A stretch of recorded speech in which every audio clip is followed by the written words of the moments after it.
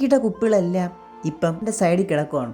എനിക്കിനി ചാക്കുമായിട്ട് ചെന്നിട്ട് വേണം ബാക്കി കുപ്പികളെല്ലാം പറക്കാൻ. കഴിഞ്ഞ വീഡിയോയിൽ ഞാൻ പറഞ്ഞില്ലേ, ഞാൻ പറക്കിയ കുപ്പികളെല്ലാം ഞാൻ മുകളിലേക്ക് എറിയുക മാത്രമാണ് ചെയ്തിരുന്നു. വലിയ ചാക്കിട്ട സ്ഥിതിക്ക് ആ കുപ്പികളെല്ലാം ഞാൻ പറക്കിയെടുക്കാൻ പോകും. ഒരു ദിവസം വന്ന് ഈ കുപ്പികൾ പറക്കിയെടുത്തെന്ന് പറഞ്ഞ് ഇവിടുത്തെ പ്ലാസ്റ്റിക് ഒന്നും തീരാൻ പോണതുമില്ല. അവിടെ നിന്ന് കുറേ ദൂരം മുകളിലേക്ക് നടന്നപ്പം ഏതൊക്കെ വീട്ടിൽ നിന്ന് കൊണ്ട് എഴുന്നേക്കണമായിരിക്കാം.